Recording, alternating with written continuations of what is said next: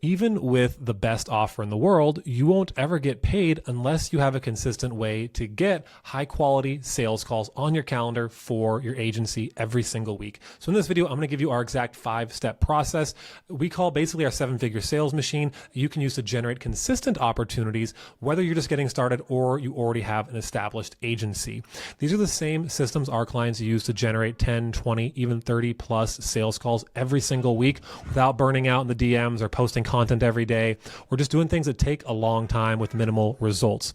And it all starts with one thing, that's actually having a way to track your opportunities so that you aren't letting anything slip through the cracks. And we're going to dive into that right now. But if you haven't already, go check out part 1 of this series where I break down how you can create a scalable strategic offer that positions you as a true growth partner, not an agency. I'll link that up below.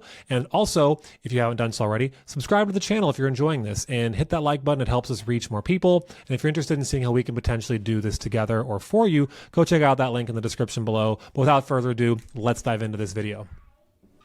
All right, so let's break down this entire 5-step process and how you can kind of go from having an empty jar here to consistent inbound qualified sales calls on your calendar every single week. Step number 1 is pretty straightforward, but you need to actually have a way to track your opportunities, right? If you're keeping it all in your head or some random spreadsheet, it's just not going to serve you long term, and you will let opportunities slip through the cracks. So the easiest thing you can do, this is really straightforward, you can literally have it set up in like 5 minutes, is use a CRM platform. So basically, a CRM platform is just a way you can organize and take notes and reminders and tasks and really just know where each individual person is in the basically sales journey, sales pipeline, if you will, for your business. Now, my recommendation is going to be using High Level. High Level has a lot of other features that you can benefit from, but the benefit of using something like High Level is you can create an opportunity pipeline. And what we do here in our business might be a little bit more advanced than what you need at this moment. We divide our pipeline into 2 different stages. So first would be the setting stages. Second would be the closing stages. So the setting stages are anything prior to a lead actually booking a call with us. The closing stages are any time we've actually booked a call with them and they've either showed up or no showed or anything like that. So easiest kind of examples I can give you are on the setting portion for yourself. You're going to need to have a column where new leads that are opting in or responding to your DMs or responding to calls, or you have created from a list that you're reaching out to, that you can see everyone in one place. Now, from there, we have dial attempt columns where we can see how many times we've attempted to send DMs or reach out to them. There's also a column for engaged leads, so we know who's actually been communicating with us and we can go focus on them. And then, of course, there's going to be columns for people who are not interested, not qualified, people who need to be rescheduled, and then, of course, the people who actually booked the call. Now, we have a setter, it's called setter, booked due to show column, and this is the in-between where they've went from a lead, now they've moved to an actual appointment that we've booked a call with. Now, again, I'm going to recommend using a CRM because like in High Level, you can have a calendar where you can actually schedule those leads. They can get some automated text, automated emails to remind them to show up to the call. We'll get into that in part 3 of this series a little bit more. But the point is you want to just be able to track where everyone is at any given time.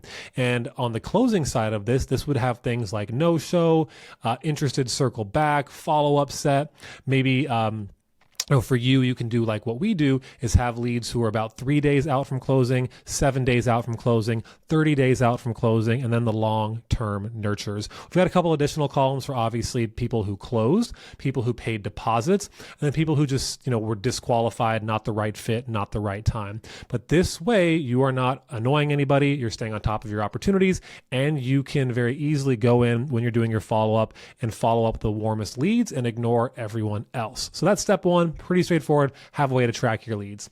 Let's talk about the fun stuff. So we recommend a strategy called cash infusion. I have a whole video on this channel, 9 fastest ways to get more clients. You can go check that out. I'll link it up in the description below as well. Where essentially this is just leveraging low-hanging fruit opportunities in your personal and professional network. The easiest places to find opportunities to make money are people who have already given you money. So past clients or current clients are always the easiest places to go uncover low-hanging fruit. whether that's through upselling, selling them additional services, or getting referrals from them to people who they know who you can work with. Now, past leads as well can work really well here. And now it's just really starting to leverage people who you know, who you like, and who really trust you already. This could be in your community and your friends, your family, and it's not about soliciting them for business in some weird, awkward way. It's really just asking to be introduced. So instead of like asking someone who you know who runs a plumbing business, like, hey, do you want to be a client of mine? You might say something like, hey, do you know anyone in the home service space who might be looking to take on more clients? We're rolling out this new service as a beta offer. I wanted to get some real world feedback and offer a discount to those people who initially signed up. Do you happen to know anyone who might benefit from this? What it will allow you to do is make an ask to be referred. And then if that person is interested themselves, they can go, hey, what about me? And it will give them the opportunity to volunteer themselves as someone who would be interested without you having to directly solicit your friends and family. So I have a whole entire video on this. Please go check that out if you want to see the 9 fastest ways to pick up clients. And really, this is to not only create revenue as quickly as possible and validate your offer that you're selling, but create cash flow to run paid ads, because we're going to jump there in just a minute, so bear with me. But that's a very important part of all of this, where you're going to get that consistency through paid ads, and not necessarily the slow, long-winded way of like cold email, cold calling, cold DMs. It can work, but it's not super scalable, not super fun. But now let's just jump to step 3, because let's say hypothetically you don't really have a network you can leverage, or you've tried to leverage it and you didn't create any opportunities. The easiest path to kind of create the revenue from there is going to be organic and outbound. Now, 2 mindsets I want you to adopt here. First being outflow creates inflow. And what I mean by that is, if you want an inflow of sales calls, of clients, of money, you need to be outflowing, especially if you're not running paid ads. So 2 different kind of things you can do here. One is something called the rule of 100, where every single day you're going to initiate 100 outbound communications. This could be through like Facebook DMs, Instagram DMs, LinkedIn DMs, could be cold email. I typically prefer social media DMs because they can look at your profile, see you're a real person, maybe have some things in common, and it's going to be a higher likelihood that they respond because they actually see who you are. You're not just a faceless email.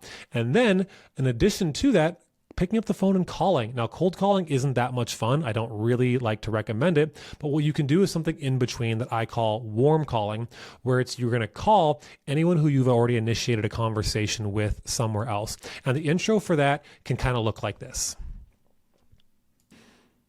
All right, now I jumped out of the presentation in the deck here just to show you the script, because I think it's going to be really helpful for you. So it does say cold call script. It's technically a warm call script, so I'll do cold/warm. But this is what I would do. I would go something like, hey, this is John, right? Hey, John, it's just Brian here calling from Alex Schlinsky's team.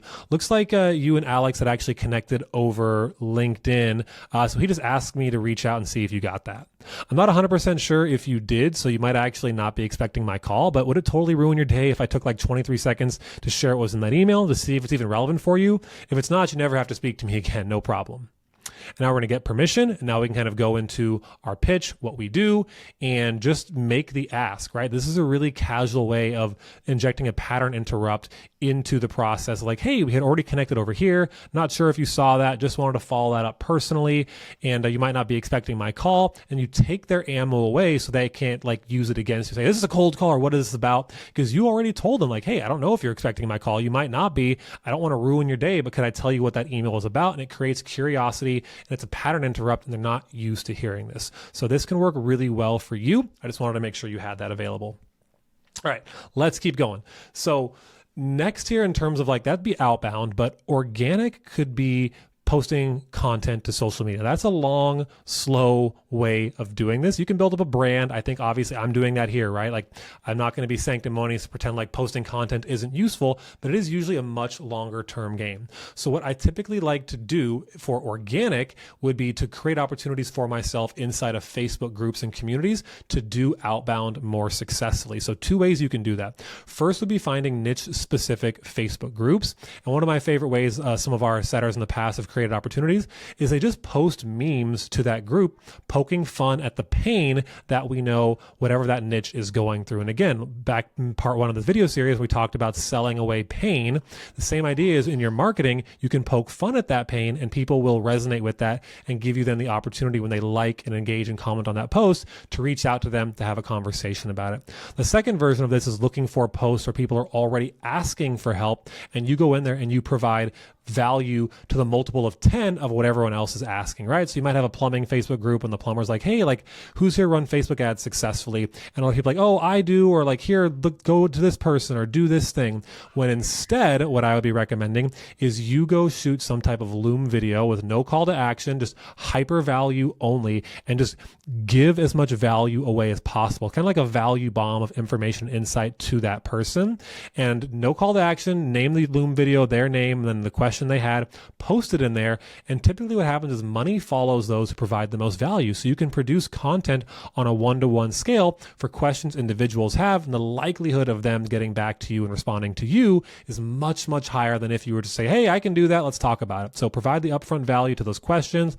These are a 1-2 punch, really powerful ways you can leverage organic and outbound to, again, as a means to an end, to create the income and money and revenue to run paid ads. Now, before we continue, again, if you're liking this video, do me a big favor, hit that like button, hit the subscribe button. If you want to see the next videos in this series, hit the notification bell. And then if you want to see how we can do this for you, go check out that link in the description. You can take a look at our prospecting in a box demo, see if it might make sense for where your business is at. All right, back to your regularly scheduled programming. Step 4. This is going to be paid ads. Okay. Now everyone overcomplicates this like crazy. I used to think that I would have to know how to run paid ads inside and out. It really comes back to, again, part 1 of this series, we talked about the offer and selling away pain. The person who can describe the pain your prospect is in better than the next person is going to be the one who wins at paid ads. Now, what I like to do is very, very simple copy that calls out the avatar, speaks to 2 to 3 reasons of the things that they're currently doing that aren't working for them, and then positioning your unique opportunity as the solution to that to build intrigue and tell them then to go opt in to check that out. Now, in terms of what the funnel looks like, again, don't do anything crazy. It doesn't need to be some crazy webinar challenge funnel or anything like that. You literally can have a promise of what you do in the headline and the hook, and a opt-in where you get name, email, phone number. And then once they opt in, a calendar booking page where they can fill out a little more information. Because again, we'll cover this now in the future video here in part 3 is going to be how you can call the people who don't actually self-book. A good funnel should be getting around a 10% self-booking rate, but the other 90%, you want to have a process by which you can follow up and call them to set them on your calendar. But the idea here is there's this phrase called ad scent, where you want the first thing they click on to smell like the next thing, to smell like the next thing, to smell like the next thing. So you want the branding, the positioning, the promise, the hook, all of those things to be in alignment, because if your ad says, hey, generate more exclusive opportunities, and the hook on the landing page is like, we sell SEO, there's a disconnect there, right? You need to continue and keep the hook and the promise throughout the entire process. If you want to see some really good examples and templates of this, I do have another video here on the channel where I give you a whole kind of script or template of the copy you could use. And then in terms of what the creative is, take a deep breath. But you're going to want to get on camera, right? The static creative is okay and it can work for sure, but your face, you being on camera, people will resonate with you. Some people won't like you, that's okay, but other people will really like you, and that matters because it'll be a lot easier to establish trust and rapport and authority when they see your face. So again, pretty straightforward. What our ads almost always do is like, hey, are you a marketing agency and looking to figure out why you can't consistently get clients at the scale that you want? Well, there's usually 3 reasons. We talk about those 3 reasons and why what they're currently doing won't work, and say, hey, if you're interested in seeing what our system can do for you and XYZ results it's created, follow me to the other side of this page. You'll just opt in and we'll show you a video on how that works. And if it makes sense for you, you can book a call. And I keep it really simple. It doesn't have to be overdone. You don't have to learn how to run Facebook ads inside and out, become a copywriter. You can leverage the templates and examples I give you on this channel and then go make that work for yourself with a very simple video. Run those Facebook ads, use very simple targeting. Two ways you can do targeting, by the way, kind of a sidebar. I'm not going to do a whole Facebook ads course here. You can do a custom audience where you upload a list and then create lookalikes from that, where Facebook goes and finds more people like that. Or very simple interest-based targeting where you're going to select interests similar to what your clients would be looking for. And then another little hack here, you want to make sure you're also only targeting people who are admins of business pages on Facebook. That way you're kind of eliminating all the people who aren't actual owners or managers of businesses. Cool. Pretty straightforward. The paid ads is going to really be a way where once you get your cost per call, cost per lead, cost per acquisition dialed in, where you can pick up clients from like $400 to $800 a pop.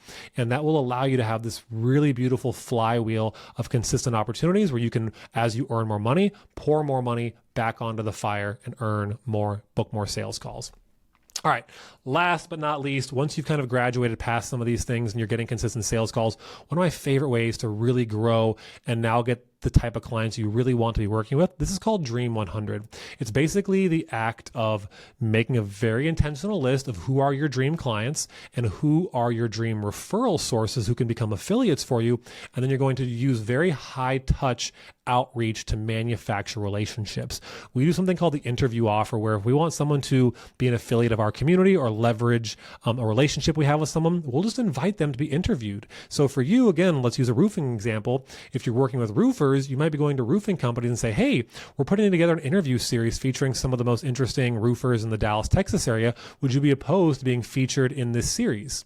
And now again, you're going to manufacture a relationship by doing something way above and beyond most people are willing to do. Sit down with them, could be over Zoom. It doesn't literally have to be a sit down. It could be, if that's better, frankly, if you can do it in person. It's going to take you more time, be more high touch, but now you can leverage the rule of reciprocity because you've manufactured a relationship with someone that is now open to potentially hearing about what you can do for them and or refer you to other people that they know if they happen to just be a referral source. But these are the 5 steps you can really leverage to go from a place where you don't really have any sales calls, you're like wondering, how do I get on sales calls, to a place where you are in abundance and you can wake up on a Sunday morning and have 20, 30 calls on your calendar already, and then scale from there.